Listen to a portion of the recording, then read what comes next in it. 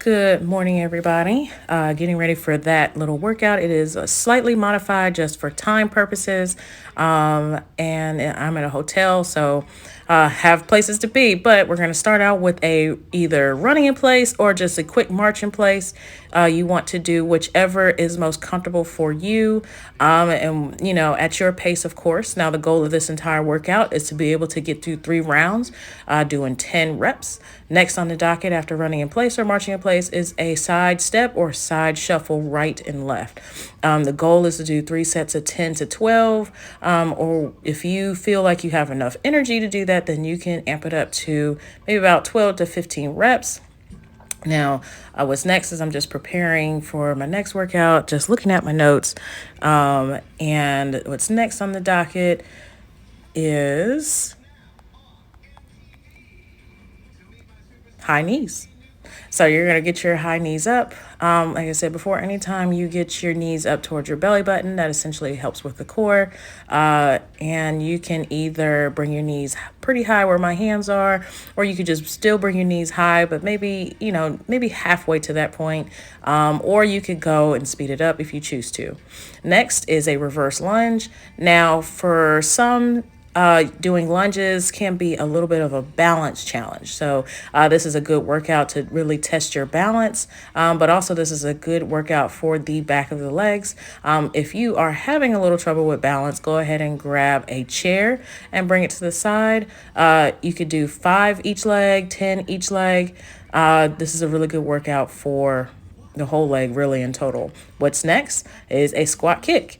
Now, if you are not one that does squats often, you can grab a chair. You can do sit to stand kick.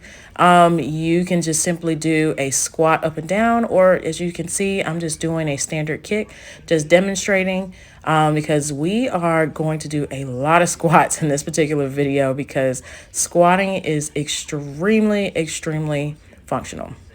Next, you'll see the squat jumps. I'll later display what the calf raises look like. You could just squat jump, making sure you're landing soft on your feet, keeping your chin up and keeping your chest up.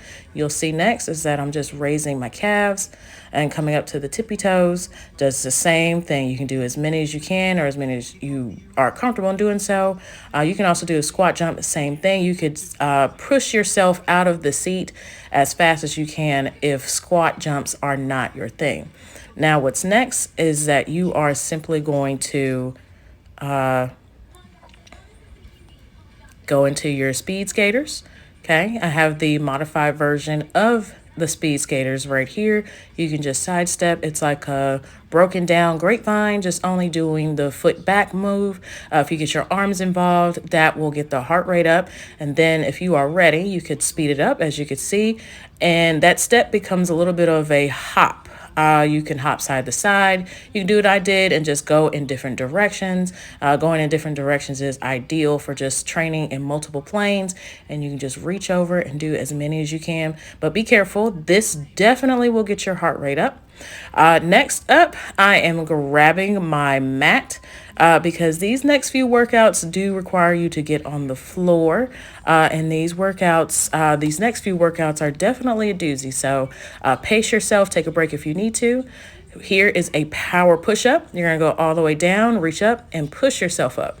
Now, as I said, you could do a few of these. If you feel as if that this is too much at once, by all means, modify it. Then you could simply go into a modified push-up and just stay there. You want to find multiple ways to do a push-up comfortably. You could just either do a standard push-up. You don't have to go all the way down like I did. You could come down to your knees and do a push-up, or you could simply do a wall push-up. A wall push-up is extremely, extremely, extremely ideal.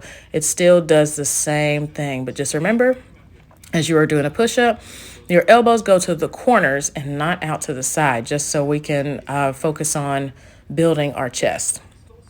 Okay, same thing. You can do 10 to 12 of those, depending on how you feel. Remember, I said brace yourself. The power push-ups will definitely get your heart rate up. And of course, if you want to establish a benchmark, you could just count to see how many you did and come back to it and try to accomplish to do more.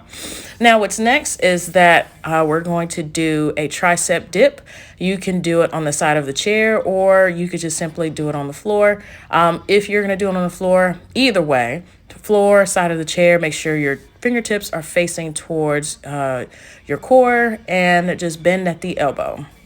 Checking out my notes, and what's next on the docket are burpees. Fun, fun, fun. We've heard of those before. We have a love-hate relationship with them. Here is a modified version. It's like what we did before with our reverse lunge. You bring your arms up, or you can hop up and you can just step back, okay? Move the arms any way you can. Anytime you get the arms involved, it will get your heart rate up and going. Now, do as many as you can. If you feel good to do the full version, please do so. As you can see, they are pretty hard. So I want you to pace yourself as much as you can. If you can only do one, that is fine, okay? It just depends on how good you feel doing your burpees. I also have another modified version. If you do want to do the jump version, but don't go all the way down to the ground, you want to do what is comfortable for you with those burpees.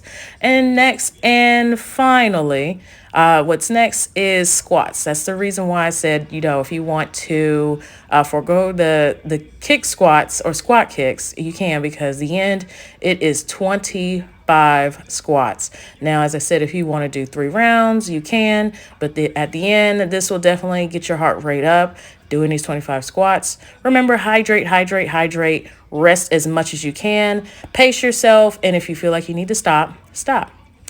Happy exercise.